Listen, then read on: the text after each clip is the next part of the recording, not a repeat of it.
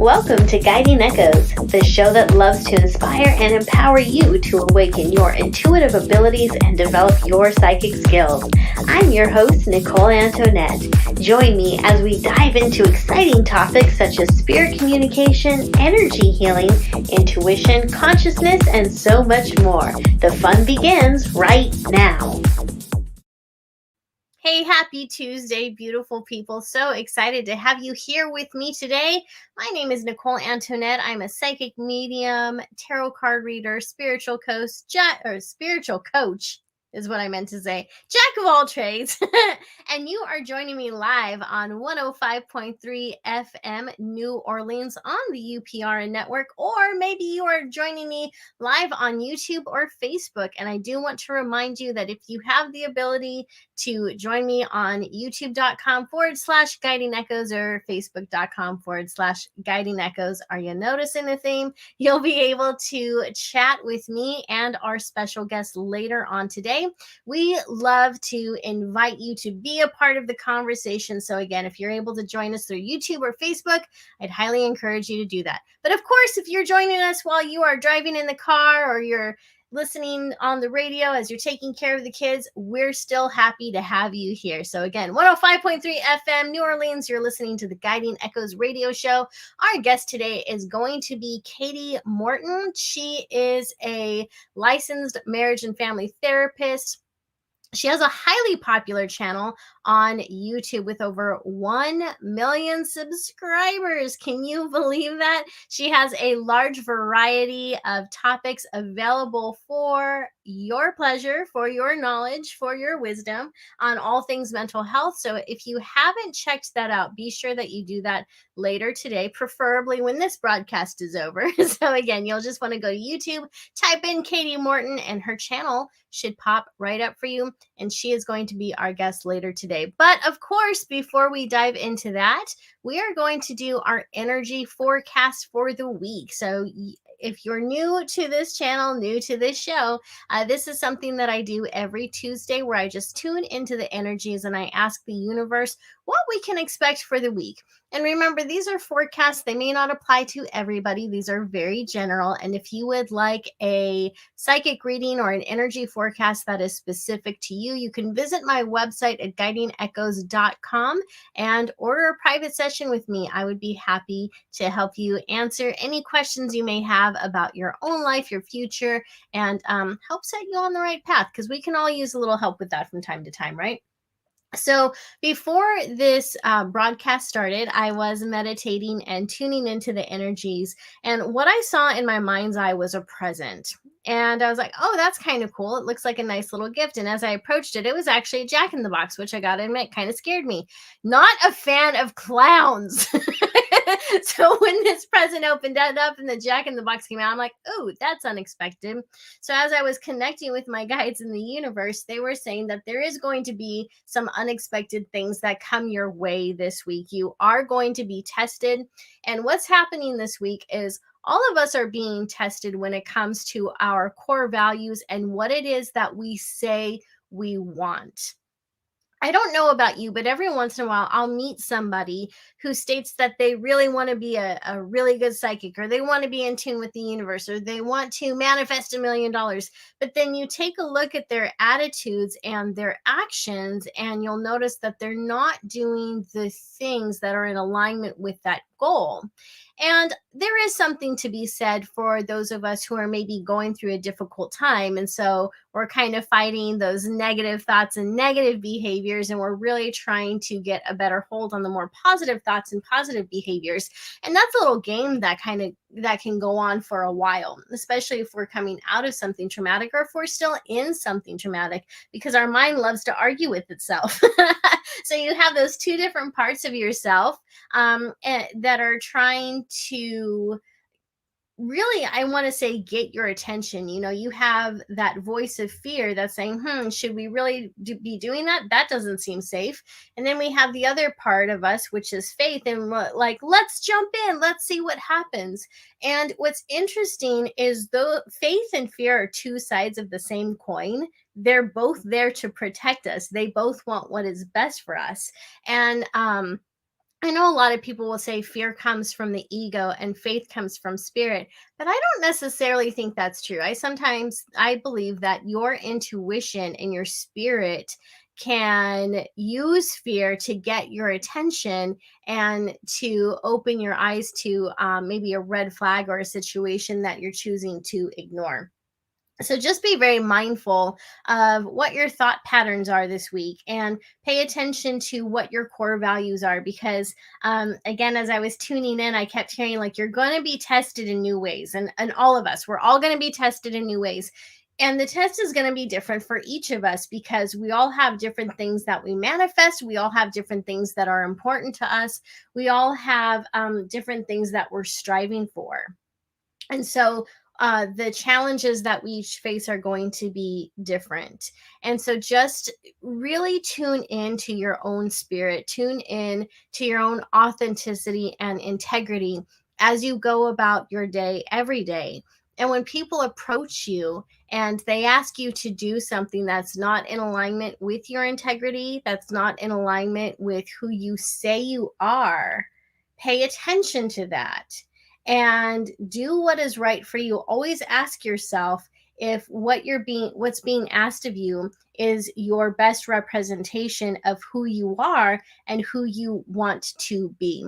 The reality is that once we allow someone to dictate our actions and dictate our thoughts and our feelings, and someone asks us to lie about something that we're uncomfortable lying about, we've given them permission to do that to us more often. And the moment that we put our own authenticity and core values aside, we have also negated our trust in ourselves, because we've done something that we don't like. We've done something that we don't trust, right? We don't like that we did this thing. And so we have to be quick to forgive and quick to set up those boundaries. So just keep in mind that, again, those tests, those challenges are going to look different for everybody. I think that for many of us, we're going to experience those in small doses. And this is really the universe testing you to see if you really do have those core values that you say you have, and if you really do want to move towards that goal that you've said you want to move towards. So I do believe that if you're able to pass the test, I do think that there is going to be something beautiful and amazing in store for you. I don't believe that the universe gives us these pass or test fails, pass or fail tests is what I was trying to say, just to punish us or to toy with us. And so when we're able to stay in alignment with ourselves and our beliefs and live out our core values and speak our truth forward, then magical things can happen. But it's never without challenge, right? There's always going to be some type of struggle or something. But if you can get to the end of that, beautiful things are in store for you. And one thing that I have found that's amazing is when you stand up for yourself, people tend to respect you more. But you'd be amazed at how many people will look up at you as if you're this grand hero, all because you had the courage to say no when you were being pressured to say yes, or vice versa.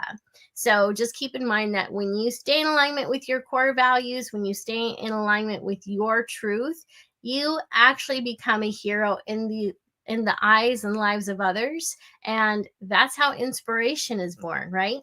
And the truth is, when you stay in alignment to your own authentic self and your core values, you kind of become your own hero or shero, right? You can trust yourself more. You might still look back at that situation and be like, did I do the right thing? But as time goes by, you'll be like, heck yeah, I did. So that's what the energies have in store. So we've got AJ, and she says, I think everything is a test in up leveling. Yeah, I think you're right. We've got Mad Cat Sphere saying, yeah, it's true. Melina's also saying it's true. And then we've got Yeda, which I probably said your name wrong, so I'm just going to apologize for that. And she said, had a lesson circle back around already. Yeah. So, some of you are already seeing this in motion. So remember, this was just a general reading for the collective. And if you would like a personal reading or energy forecast with me, you can visit my website at guidingechoes.com to get that set up.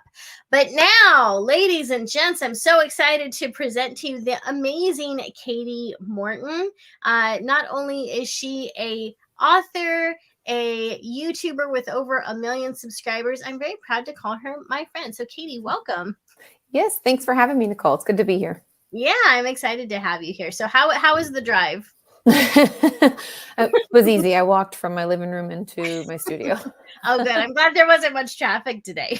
No, not at all. So tell us a little bit more about yourself. How did you decide that being a therapist was the right move for you? I mean, it probably started back in high school days, and even in middle school a little bit. I've always loved being the secret keeper for people. And part of it, I think, probably had to do with the fact that I was a teenager and everybody loves drama and you want to know the drama, but I don't want to be affected by the drama. Right. And so I think that might have fed into it. But then when I was in high school, they opened up a new course like Psych 101, essentially. It was Introduction to Psychology, I think. And one of my friends was like, oh, you should take this class. It's like totally up your alley. I think you'll really like it. And I was like, oh, I don't know. I don't really know much about that. I'm like, do I want to be like a psychiatrist? Like what would that mean? But because I'd been in therapy personally, I was like, oh, I'll check it out. And I fell in love with it. And I think there's many reasons to it, but number one, people are fascinating. And I enjoy learning about individuals because I think a lot of times we want to put people in like these big buckets, like, oh, all women think this way. Or, we like to break people down by stupid Men are things. from Mars, women are from Venus type of thing. And I'm like, it's a little more nuanced than that, right? So I find people really fascinating. And I get bored easily in jobs. Like I've had a lot of jobs. If anybody, I started working at 15. So I was like a barista and I've been a waitress and I've been a sales rep and I've worked in an EAP, which is an employee assistance program. It's like insurance for mental health. I've done all sorts of things and they're always so boring and I don't enjoy them. They're not really fulfilling. It like pays my bills, but it doesn't like feed my soul. And so that's kind of like why I got into it and why I've stayed with it. Yeah. And well, what encouraged you to start your YouTube channel? Because you've been at this for 11 years. So I'm just 1 year behind you. I've been doing it for 10. So 11 years. And you started off talking about eating disorders and then it just kind of snowballed from there. So what got you thinking like, hey, I need to put a camera on me and talk about this stuff? Because 10 years ago, that was still kind of taboo. So that was actually a really brave thing to do. So what encouraged you to do that? It was actually my, at the time, boyfriend, now husband. It was his encouragement. So like you said, like it was really weird and taboo kind of, especially consider like being a therapist because therapy is not about the therapist. Like, and I still have no goals of like being famous or being an actress. Like that's not, I don't want that. I'm already doing what I want. It's all good. And so back in the day, Sean, my husband, had said, hey, like I was complaining because I worked in an eating disorder treatment center because I am an eating disorder specialist. That's why most of my first videos, like the first like 40 or so, are all eating disorder based. But because nothing happens in a vacuum, obviously it grew from there. But back in the day, Sean was like, I was complaining how there weren't enough people that understood it, like actual clinicians and parents and stuff like that. And it was hard to refer people out. And I was in Los Angeles, like that doesn't make any sense. And so he had gone to a conference for work because he has a production company. And so they film a lot of corporate video of events and things like that. And at this event, a woman was speaking about the power of YouTube and the power of educating through that. And she did fitness instruction, but she was like, I've never been able to actually interact one-on-one with my end user and hear how it's working, how it's not.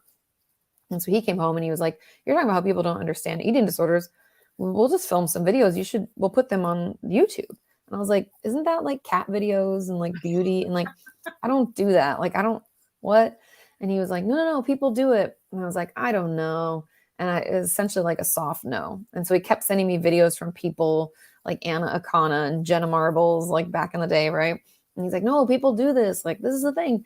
And after much persuasion, after about 6 months or so, I was like, okay, I'll come up with the topics and what I want to talk about, but you have to do everything else. And that's how it started. Well, I want to say thank you to Sean because look at what happened out of that. That's Yeah. amazing. And Yeah. then speaking of Sean, we've actually got a Shauna in the chat, and she said, Katie just spoke to my soul just now. None of my jobs feed my soul, and I crave that. I think a lot of people can resonate with that. And so, to those who are listening who feel that same way, what advice would you give to people who are in that type of situation where it's like they crave the security, they want the paycheck, but they feel like zombies or robots every day? Like, how can they make that transition to doing something that they fully enjoy? Thank you, Shauna, for that. Yeah, no, it's true. So what do we do? I mean, because I do understand the need to have like good health insurance, because like my sales rep job, I had like killer health insurance. Before I quit that, I was like, do all the things. And I think it's okay to keep that job for now and find something that does feed your soul. Because sometimes we don't really know what that is. Like before I applied to go to graduate school to become a therapist, I also applied to culinary school because I was like, I do love to cook. And it was like, I love to bake specifically. So I was like, I want to be a pastry chef. And then my mom was like, Katie, like, first of all, culinary school is very expensive. My mom was like, It do is. you want to work when your other friends aren't? And do you want to work on the week? Do you want to get up at like 5 a.m.? I'm not a morning person, spoilers. She was like, this really doesn't seem like a good fit. And she's like, just think about it. Because my mom also knows I'm super stubborn. So she wasn't going to be like, don't do this. Because I'd be like, well, now I'm going to, just out of spite because I'm that person. So she didn't really say that. She was like, just consider, thinking. And so I didn't know for sure either. But I think it's important to explore. And I encourage everybody to keep the job that's paying your bills. It's giving you that sweet, sweet health insurance. And then also, explore your interests. There are amazing sites like YouTube, Etsy. There's all sorts of things to support. Like, you know more about this, Nicole, but like Teachable and Udemy. And there's all these, you can make courses. You can try your hand at a lot of things with like very low risk, very little in like financial investment. Or maybe you want to work in your local community, like go volunteer. I found that super rewarding. When I was a sales rep, I volunteered a lot in downtown Los Angeles. And that kind of kept me going in between the like, that I'm a robot feeling. But explore, like say yes to things, try new things, see what is fulfilling for you. Or if put more effort into it. And what I did is until I could quit the job that was like soul sucking or boring, I kept the other one going until I could launch, and yes, there was like that, scary jump and like, oh my God, financially it can be a little stressful, but yeah, that's how I encourage you to make the transition. So, there are people listening to this who have incredible psychic gifts, psychic skills. They're highly intuitive.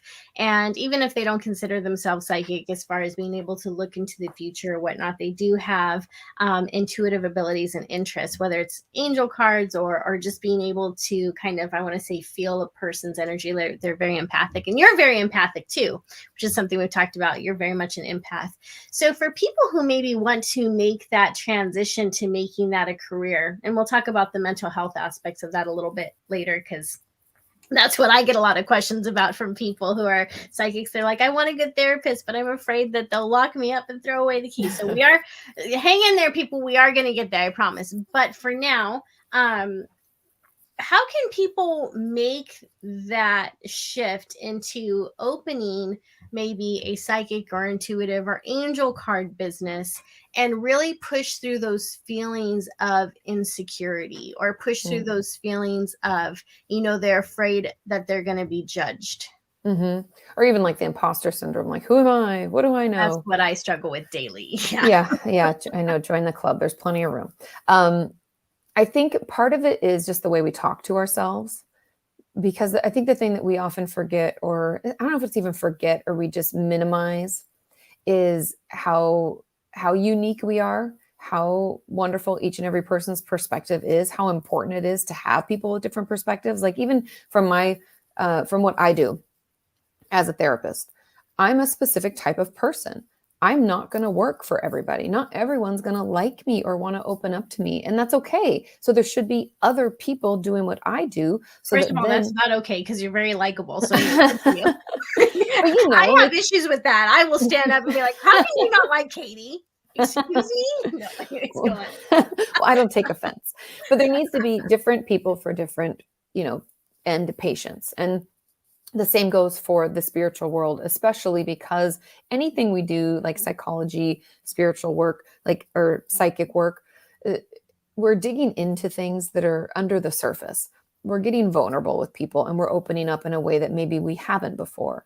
And Right. I think whenever you second guess and think, well, why me? Or maybe I shouldn't, or this is really scary. I think, like, what about the flip side? Like, why not you? I Yeah. mean, what if you, because like when I started YouTube, no one was doing it. I was definitely very weird. And it was also like not what people were doing on YouTube. So YouTube was already like weird. And then I was doing something weird on a weird platform. Right.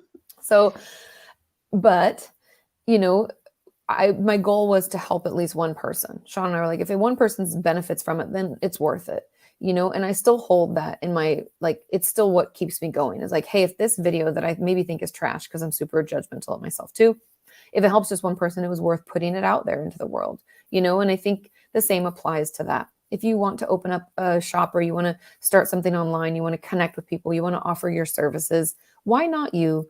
And you never know who it might resonate with or who you might be able to assist. And just notice that self-talk. Don't let those thoughts live rent-free in your head when they have no facts to support them.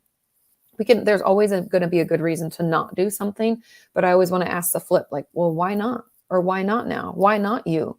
And if not you, who? Right? And yeah, I could Well, I've talk about always that a long found time. you. Yeah. Well, I've always found you to be incredibly inspiring and authentic. And so many times when I was struggling with my YouTube channel, I would actually go to your channel and be like, okay, well, what type of topics is Katie talking about? Like, how can I apply that to what I want to talk about next? And so, for what it's worth, you've been an inspiration to me and you've encouraged me to keep going when I've wanted to hang up the hat. Because for people who don't know, like, YouTube's hard. Like, Very hard. YouTube's hard, and staying on top of all the social media stuff, like, there's a lot that happens behind the scenes as far as like setting up the light, figuring out what you're going to talk about. You can slave away in editing and scripting a video and thinking, oh my God, people are going to love this. This is exactly what they need. And then over the life of that video, it gets like 400 views and you're like, what? So there, so Yeah. You never know. you never know. So it can be pretty discouraging, but it can also, when it's doing well, you can get on this high, and it feels so good though to be on a medium where it's helping people, where, Agreed. yeah, Yeah. where people can go in and you know that they're finding your channel, that they're finding the information you're delivering, and obviously if you're the one delivering it, you believe in it. So there's also that confidence in knowing, okay, they're not getting any type of BS, like they're getting actual, good authentic information that's helpful and whatnot. And so I think it's been incredibly brave of you to step onto that platform when it was unpopular, and you kept pushing forward and you kept being courageous and you kept showing up, and because of you, people like me stayed the course. So thank you to you and to Sean. Of course. Happy to be there, because it is hard. It is trying, and putting yourself out there can be stressful. Like, I think it's also want to normalize for people. If you're scared to do something, that's normal. It's like self-preservation. Our nervous system is wired to seek out threats and look for them and then run away or to fight back. And so it's Yeah. almost like the opposite of our like development to be like, I'm going to Yeah. do it anyway. I'm just going Yeah. to jump. Our nervous system is like, no, no, no, no, no, no, no, Yeah. no, no. So yeah, we Yeah, all feel that way. it is scary. Yeah, it absolutely is. So so now we've got to, pivot, because I did promise people we would talk about this topic. So there are incredibly gifted, psychics or intuitives out there. We'll just call spiritual people, right? We've got people who are spiritual. They're not necessarily tied to one religion or another, but they feel things. Sometimes they may see things. They dream things happen. And sometimes, like anyone else, they can go through periods of depression, or they may be experiencing long bouts of CPTSD, which, if we're honest, like, long bouts of CPTSD can last a lifetime. Like, Yes. it's really hard to go through.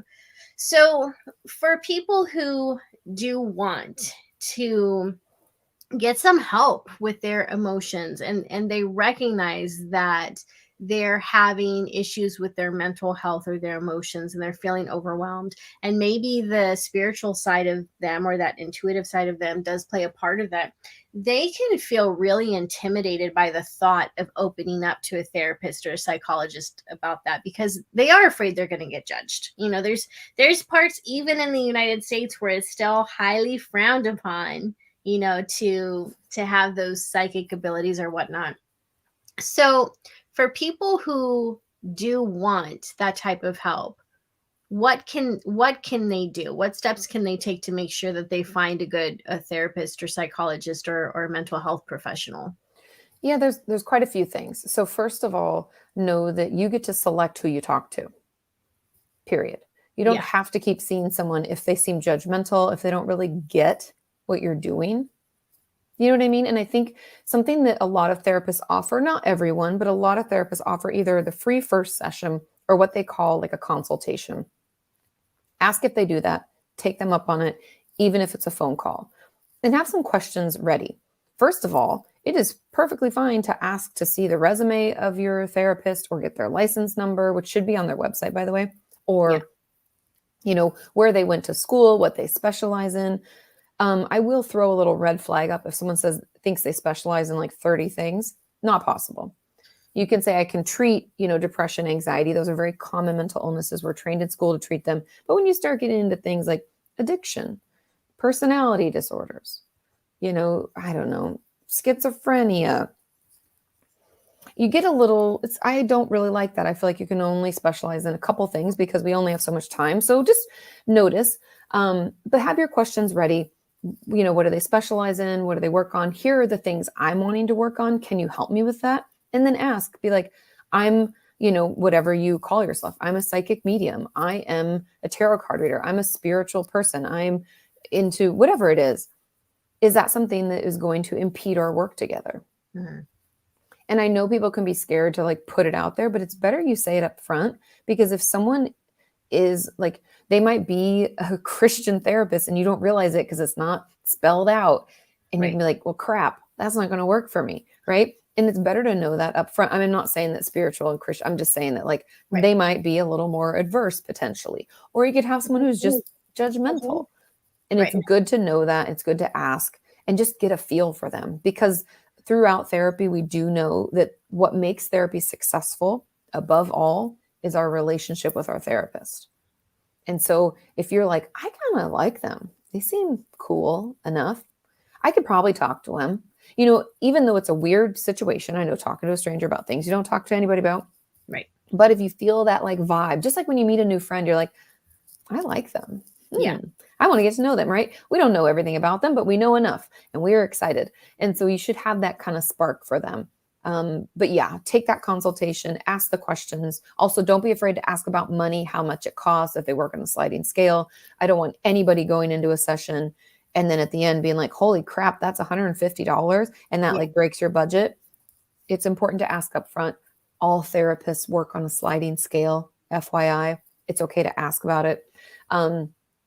Yeah, that's I guess my best advice. Although I have videos about like how to know you're seeing a good therapist, bad therapist. I talk about it at length in my book, Are You Okay?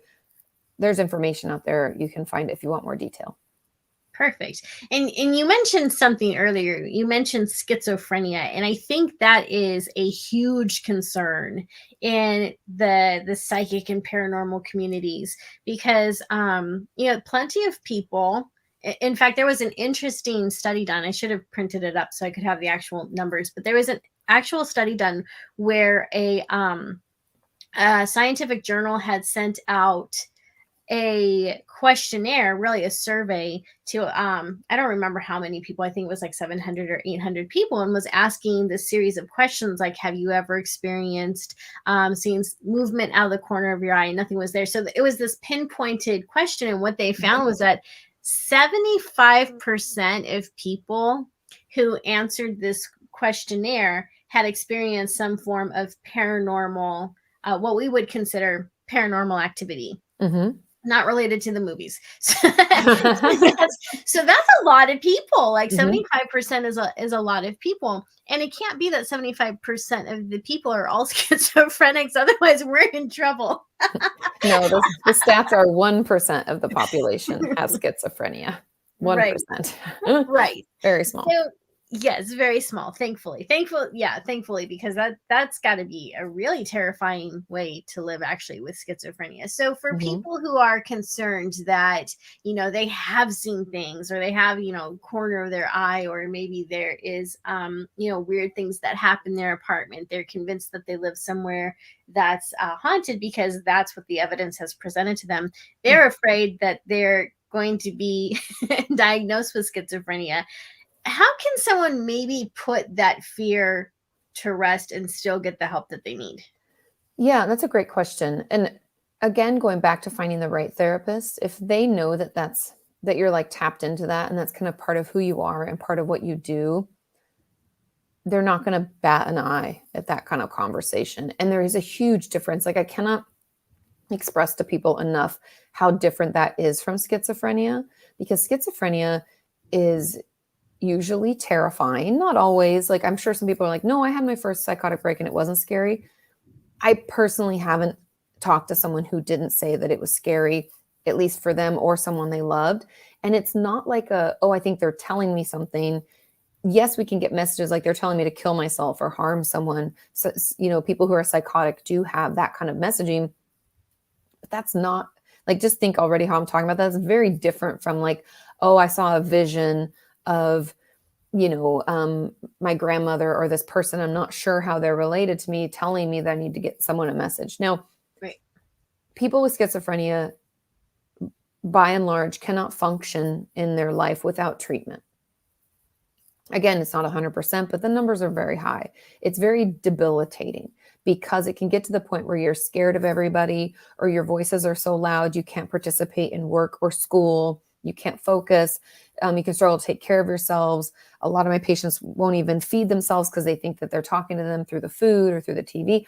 It's just a very disruptive mental illness. I would call it a severe mental illness. Having a vision, hearing from a person who's passed away or some, outside spirit or being, that's a very different experience. And it would be seen from the person having it as like helpful information, interesting, and who needs this, right? It's a very different perspective. And any therapist or psychiatrist or psychologist worth their salt is going to be able to look at that and ask you questions about it. And they're not going to put schizophrenia down. That just doesn't, Right. to me, it doesn't make any sense why anybody would do that. But I think obviously the clarity of you letting them know this is part of your life early on is key. Right. And then they're going to ask questions. Just know that no one gets a diagnosis like boom without having any kind of conversation. And if you do, you probably shouldn't see that person because they're not doing like their due diligence. And in order to hospitalize someone, if anybody's afraid they're going to be locked up, there are a lot of protections in place for you, the patient, to prevent that from happening. Because essentially by what it's called a 5150, when you put someone on a hold and put them in the hospital, it's a 72-hour hold. I'm taking away your rights. That's a big deal. That is. And we don't take it lightly. And it's not something that's done, like my schizophrenic patients. I've had schizophrenic patients. I haven't had to hospitalize them. They're getting treatment. We're okay. Just a diagnosis does not mean you're going to be hospitalized. The only reason, so there are some reasons, and I'll get through a few of the big ones quickly here. I won't belabor it because there's like a lot to talk about. But if you are a threat to yourself or someone else, that's the main reason. We're going to hospitalize you because you can't be safe on your own. And we're doing it as a protection, either for yourself or for someone else. And there's a lot of stuff, a lot of boxes that have to be checked in order for us to do that. Like the threat has to be imminent. You have to have the means where you tell us you're going to do it. Nothing else is helping, et cetera, et cetera. So know that that's not a step that's taken lightly. You are safe. Things in therapy have to be held in confidence, and to break confidentiality, to take away your rights and put you in the hospital is a big deal. And it shouldn't be something that, is ever done quickly or with haste. Right. So AJ has an interesting question. She says, is it true that there's 7 different types of schizophrenia? No, there's not 7 different types, but there are different ways it can present itself. And I know that, the DSM isn't the end all be all, or the ICD-11. Those are just diagnostic manuals for essentially insurance and diagnostic purposes. They're not perfect by any means, But when it comes to schizophrenia, there are different ways that it can represent. And I guess you could call them types if you wanted to, because there can be more like catatonic, where we're like completely frozen. Yeah. Just think of like catatonic. We can have, you know, even like just blunted affect. We can be like, that was really sad. And we're just saying it without emotion. You know, everybody's going to experience it differently. And so there are different ways that it can present itself, just like there are different hallucinations. We think of hallucinations often as like seeing people that aren't there, but there's auditory, hearing things that aren't there, and tactile, feeling things on your skin that aren't there. It can be very frightening. So there aren't necessarily 7 different types, although it can present differently in different people. It's still categorized in the same way, if that makes sense. Yeah. Okay. So Michael Jenks has a really interesting question. He says, is there a trigger in schizophrenia which could have arisen from a real spiritual experience? Possibly. That we don't Obviously we don't really know, but we do know that schizophrenia there's a genetic component, right? So if I have both of my parents, let's say, have schizophrenia, then the likelihood that I'm going to get it goes up from, let's say, 1% of the population, right? So a 1% chance goes up to like 28%. So it really increases. And I believe if both parents, it's like 46%. So the likelihood goes up depending on if it's in your family or not. So meaning that we do have that gene. The best way I like to describe this is like we do have the gene, but it has to be turned on. So there's these things called like epigenetics or epigenome. Right. That is what ignites or doesn't ignite certain genes. And most of my schizophrenic patients have had a trigger to initiate that first psychotic break. And it's usually stress, but it could also be loss. Like one patient had his dad die tragically in a car accident. That's what triggered it. I bet other patients in finals of their first year at college have it. So those are usually the triggers. And with that in mind, I think, yes, to answer the question, that could be a spiritual experience, right? If something's overwhelming to our system, we feel very scared or very overwhelmed by it, that I could see that potentially turning that gene on, and we could technically have that first psychotic episode. Right. So we have another question. Do they know they're having a psychotic break? That's a really good question. Yeah, no, unfortunately, not at the beginning. The first time is usually just really scary. Like imagine that all of a sudden because the thing is, we're saying, oh, they're seeing people that aren't there or things that aren't there and hearing things that aren't there or feeling. To them, they're there. Yeah. Those of us without schizophrenia don't see it. You know, it's hard for us to imagine, right? We're like, what? But to them, it's their reality. And I find that a lot of my schizophrenic patients aren't aware at the beginning, or just super scared, or, you know, it's usually scared. They usually isolate themselves. But as they learn about their schizophrenia, then they realize what's reality and what's not. They do a lot of what we call reality testing. Like, let's say I was schizophrenic and Nicole and I were hanging out. I'd be like, do you see that person? Right. Especially like if it's like around Halloween. I know this sounds weird, but it can be really difficult for them to just discriminate between what's a potential visual hallucination and what's somebody in a costume, right? Because that's not normal. You're like, wait, do you see that skeleton? Or am I having breakthrough symptoms? Right. And so you have to have people you can check in with. But they do recognize it as they get educated about their illness and better manage it. But at the beginning, unfortunately, they don't. And that can make it really difficult. And a lot of my schizophrenic patients have depression on top of their schizophrenia. It can be part of your schizophrenia, but I also find it's almost like that realization that things aren't real and that you have this illness can be really difficult. You know, it's very stigmatizing and it can be hard for people. Right. Yeah. My one of my family members was diagnosed with schizophrenia, and she used to hear voices coming through water or the fan. So whenever there was white noise, she thought that she was hearing voices, and for a long time she just didn't want to be near running water, and she didn't want to be around any fans, and we couldn't figure it out. And I'm not a big fan of fans either, because I just don't like the feeling of wind in my face.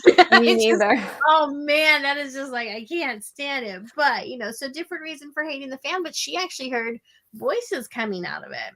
Interesting. And yeah, and so so it took her a while before she finally came forward about that. And I don't remember who she had said that to, I can't remember if it was her husband or whoever, but yeah, eventually that was what caused the red flags. I mean, there were other red flags, but that was the one that was, high enough Mhm. that she finally was encouraged to go get help and found out that she had that. And so so I've seen how it can be debilitating. And I would say that a huge difference between, of course, schizophrenia, where someone is scared and isolating, like you said, versus those visions that other people have, where they're seeing a loved one, or they envision light around them and they're getting the psychic information, is that by and large, people who are diving into more psychic and spiritual practices feel loving energy around them, and they Yeah. feel warm energy around them, and they want what's best for other people, and the information that comes through to them isn't random, and it's not messages of hurting themselves. It's going to be specific information that's somehow helpful to what they're going through, or to what someone else is going through.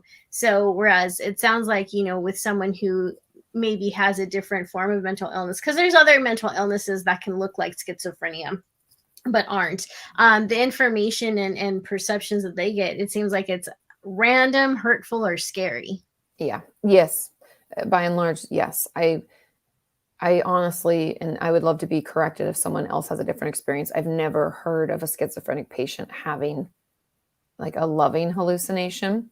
Yeah. They do become like kind of friends with their hallucinations, and they can say it's like sad to not have them, like they miss them because they're like part of their family, kind of, because they've been with them sometimes for a long time if they don't get treated right away. So I have heard that, but not, again, not the same. It's not that feeling that we're talking about. Right. So Melinda's saying, I was told that it is something that arises like after your teens. Is that true? And what about children? So when does this usually arrive? The most common is for men. It's different between men and women, we find, statistically speaking. Men tend to have their first psychotic break around the age of 18. I want to say it's like 18 to 25 is like the biggest bucket. I mean, you guys would have to double check because I'm just pulling this out of my memory. But women is a little older. It's usually like more of the 20, 25. And there can even be late onset. Like people can have a their psychotic break. Again, remember, if we have the gene, but we haven't had it turned on, we could still have that triggering event well up into your 40s and 50s. That's probably the latest that I've read. I think is like 55. Super like uncommon. That's not a common occurrence, but it can. And we do, even I went to a health advocates conference just this last weekend, and there was a gentleman there who had his first psychotic episode around the age of like 12 or 13. And they were very reluctant to give him a diagnosis because he's a child, right? But it does happen in children. There are medications that are approved for treatment in children. But by and large, it's that like 18 to 25, maybe 30 range where most people fall into. Okay, interesting. So Michael has a question, and we're going to shorten it. He's asking, what if they're genuinely intuitive? So what if they really are seeing those things? That's an interesting question. Yeah, I mean, I think it'd be, again, by getting proper treatment, seeing real professionals, because a diagnosis in general isn't something that should be given lightly, especially when as severe as schizophrenia. And so if because we can compare this to in the Native American community, they could say but that's the shaman, Right. they're the one that's speaking. And we have pushback even within the schizophrenic community around people who are of Native American descent who don't want to treat their schizophrenia because they see it as a gift. And I don't really think, as long as you're able to function and you can, whether that's for family or whatever, it's not necessarily dangerous. I know people think schizophrenics are dangerous people. No, they tend to only harm others when they're scared themselves because you've approached them too quickly, or, you come at them. So anyways, I don't want to get off topic. They could be intuitive, but again, I think it goes to whether or not it's disruptive for the patient. That's what I always lean back on is, can you function? Is it harmful and upsetting to you? Like one of my patients, after his first psychotic break, thought everyone was out to get him and hid in the woods for weeks. And he was malnourished. He was terrified, and he had to be like kind of brought back to life. And I think anybody out there would be like, that's not something you want. And he is so good with taking his medication because of the fear of that coming back. And so I really would lean on the patient and how they feel about it, and how, if at all, is it detrimental to their functioning in their life as a whole. Right. Yeah. And even if that person is intuitive, it goes back to what you were saying, like, are they able to function, and is this helpful? Because even if they really are intuitive and they are seeing these things, it's not helpful. So why not cut that source off? It doesn't make sense. So to me, it's the same as like if you live next door to a mass murderer, which hopefully no one does, but if you did, that's obviously not helpful. You're living in fear, so the thing to do is to take action, whether that means, calling the cops and being like, moving hey, out. that mass murderer you're looking for, and them next door to him. I've seen the bodies, you take you take some type of action, because that is not a healthy situation for you or anyone else around you. So even if what's people who have been diagnosed with schizophrenia, even if what they're seeing is somehow real on a spiritual field, they don't need to be subjected to that anyway, because it's not helpful. It's just not good. It's scary and it's hurtful, and no one needs to put themselves in that situation. Agreed, 100%. You must have watched that Dahmer Netflix documentary. Oh my God, I cannot watch that. There's no way. When you said he lives next door, I'm like, did you just watch that? I did not. Every time I see the commercials for that, I get chills up my spine, and I'm like, no, thank you. Yeah, no. I tried and couldn't. So yeah, I'm right there with you. Yeah, I had a hard time even watching Game of Thrones, and that's fantasy, so I don't need to watch something that gruesome based on a real thing. Totally fair. I respect that.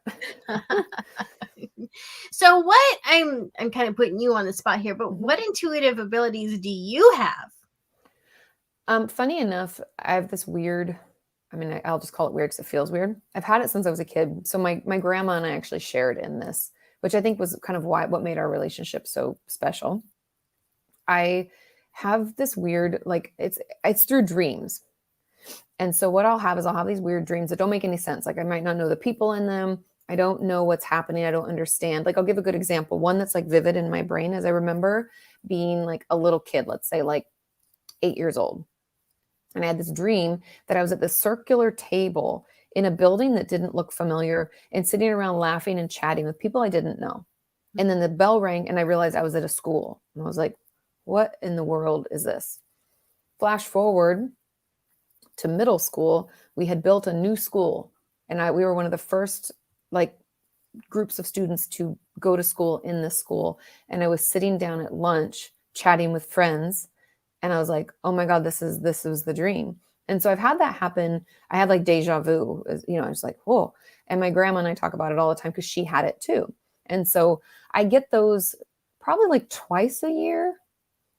It just depends. Sometimes I'll have them more frequent, and I don't know. Yeah. Part of me has always just felt that it was like guidance. I'm like, oh, I'm on the right path. I haven't had it apply to more than just me. It's always like my life or someone very closely linked to me, like Sean or my mom or something. Like those are the people involved in it, and it's very realistic. Yeah, so I have that, and that's probably it. Other than the fact that I'm definitely can read people really well. Part of it's exhausting, but also helpful. I think it makes me a good therapist because I can like see through, your bull. If you're trying to like tell me that you're good, I'm like, you're not. I can like feel off of people in that way. But I think that's more of like being an empath or a highly sensitive person. Yeah. Because I definitely believe you're empathic, and then I feel like I'm more HSP because I don't absorb those feelings. I can sense them, and they still make me uncomfortable, and I still can get pretty intuitive about people. Although recently, like people have been sliding under my radar. I'm like, what is that about? Like I used to be so good at like sniffing these people out, but I guess like all senses that can kind of come in waves, like just with our physical senses, because sometimes your sense of smell can be very strong, and then you go through a period where it's not. It seems like more intuitive abilities are that way too. Yeah, and for me, I think it has to do with like how well I'm taking care of myself, because people slide under the radar or like affect me when I'm more burnt out or tired, or it's like the end of the day. Like there's just certain things that if I haven't eaten, I'm more Right. vulnerable to it, right? I'm just Yeah. not as tuned in. Yeah. So Ken has a beautiful message that I want to share. He says, "This has been so comforting to me. Thank you. I'm absolutely functional and filled with joy for my gifts, but there's always that doubt. So thank you so much." Oh, yay, of course. I'm so glad that we could offer something comforting. I feel like we need that more now than ever these days. I think so too. So for people who are just, in general, going through a difficult time with their thoughts, their thought pattern, because the past 2 years have been so traumatic for everyone. In fact, you even wrote a book about it. You wrote a book I about did. the trauma. In fact, tell us a little bit about the book before I move on to the question, if you don't mind. No, not at all. My book Traumatized came out last September. So, wow, I can't believe it's been that long. And I wrote it during the pandemic, which was strange to be like being traumatized by an event and then writing about trauma. And we pivoted to include some pandemic talk, but not much. Essentially, the book is like, I don't want to call it trauma for dummies because no one's a dummy, but like trauma 101. We talk about what trauma is, what it means to be traumatized, what is PTSD or post-traumatic stress disorder, what is complex PTSD, which you referenced earlier, CPTSD. We go through transgenerational trauma, how it can be passed down to us. And then I read some interesting research about trauma that can be passed out to our friends and to people around us, and how we're still just as vulnerable to it. And talking about that, then treatment options, how we can get better, building up resilience and things like that. And overall, just hoping to help guide people and know that there are options that can get better. I Yeah. believe we were all traumatized by the last 2.5 years, so we can all benefit from a little trauma support.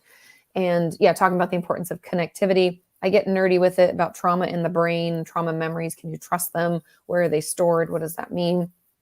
All that good stuff.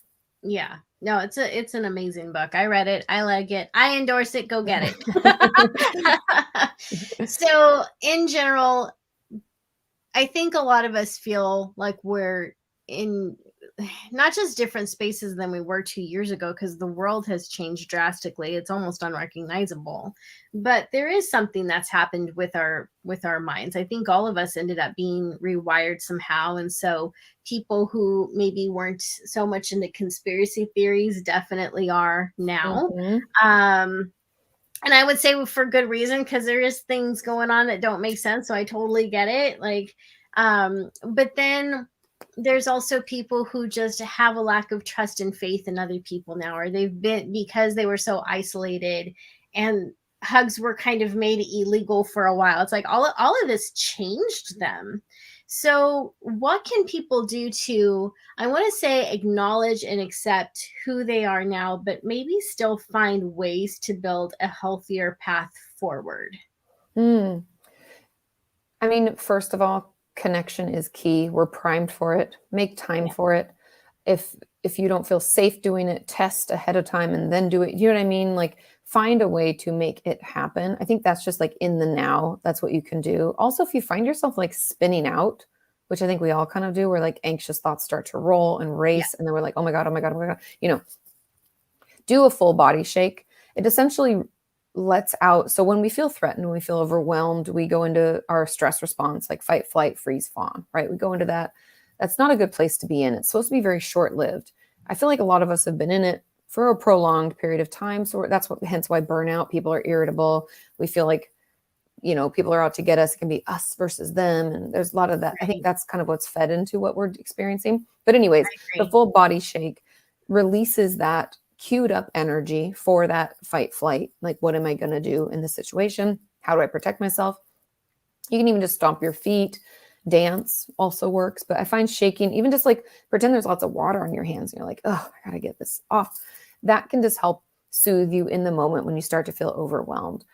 But when it comes to going forward, like how do we build a better future? How do we start to feel better? How do we get back to who we are? I'm even exploring that myself. Like I've definitely been hardened by being online and the pandemic and just, all the The stuff bullies that's and the trolls and everything. there's Yeah. no shortage, unfortunately. Yes. How do I get back to like soft Katie that I used to love, right? Like where is she? She's been missing for quite a while. Um, and it's okay. I encourage people to explore that. What is it that I like about myself now, or things that I want to change? We're all works in progress. We're never supposed to be like, I'm perfect the way I am. If you feel that way, go with it, run with it. I'm amazed. But I think we all kind of have things that we want to improve. And the things that I would really encourage people to do is, number one, pay attention to how you talk to yourself. Are you just trash talking all day long? You're going to feel that. Yeah. Everywhere. It shows up everywhere, in your body, in your relationships, in your work ethic, in your success. You're going to feel it. Pay attention, and don't think you have to be toxically positive. You don't have to be like, this is amazing. I'm amazing. I don't believe any. That doesn't actually work. The fake it till you make it. Spoilers. New research has come out. Doesn't really work. Right. That's why it doesn't feel good. Because our brain's like, I've got different thoughts. No, it just trashes it. So we can use bridge statements, things that are just not quite as bad. So if my thought is like, Katie, you're such a loser, the bridge statement would be like, I'm open to the belief that I could change the way I think about this. I still think I'm a loser, but maybe I could improve that. I know you're like, that's not much better. Trust me when I tell you, you will feel the difference. And do this for your top like 5 or 10 recurring thoughts. Right. Okay. That's number one. Second, and the final one that I'll talk about, because I like them to be like short and things you can do, is be kind to people when you don't have to be. You see somebody struggling to open a door with their grocery cart, open it for them. Yeah. You see somebody in the morning, good morning. You know, there are small gestures, cost us nothing. Someone who's having a hard time, like for instance, Sean and I were waiting because I just flew home from Pennsylvania. I was hungry. We were waiting to get a burger at Whataburger, which is just a big Texas chain of fast food restaurants. And I was like, I really want a cheeseburger. Sean's like, okay. It took a really long time, even though the line wasn't very long. And when we got up there, the guy was like, I'm so sorry you've been waiting. I think he got chewed out by the person in front of us. And we were just super kind. We're like, you're doing the best you can. Don't worry, buddy. It's not a big deal. Da, da, da. You can always offer kindness. It doesn't take anything from you, and it gives so much to the other person. And I think if we all engage in that, like sometimes I'll go on Instagram and just leave some kind comments on people's posts, and I feel like I get just as much out of it. So doing that, I really think, is how we can build a better future. Yeah. You know, one time, you don't know this, but I was having a really crappy day, and you had actually left a message on, you had left a comment on one of my videos or YouTube posts. And so like, I had actually just gotten done with a crying spell. I don't remember why I was upset, but I remember going through my phone like, you know, and then you had left this super encouraging comment, and I was like, and it just like turned my day around that quickly, you know. So it the power of kindness is you really can't underestimate it, you know. And I mean, you still have to be careful because there's people who are kind to you because they want to manipulate you and use you. So like still be mindful of where the compliments are coming from. But when it comes from that place of, you know, genuine authenticity and care and love and support, like that's just the best feeling. Yeah, agreed. And kindness with no strings attached is just beautiful. Right. That's what it should always be, you know? I agree. Yeah. So Christy's on here and she's saying, I have both books. They're very Christy. helpful. Hi, Christy. She's our Floridian correspondent. She's out of Florida. Oh, she's okay. She's okay. Good. So don't worry. Yeah. Yeah. Well, I have both your books too, because it's Are You Okay and Traumatized. So before we go, tell people where they can find you. Yeah, you can find me on YouTube, just Kati Morton, or it's youtube.com/Kati Morton. All of my socials are Kati Morton. So it's just like KATIMORTON. I always tell people Morton like the salt. You can always find me. And I have workshops on my website if you're looking to dig deeper. I recently did an inner child workshop. I have a relationship workshop. They're all available over there. I try to keep the prices low. I understand that not everybody can afford things like that. But if those aren't things you can afford, I have a huge amount of videos that you can binge at any time, and hopefully they're helpful.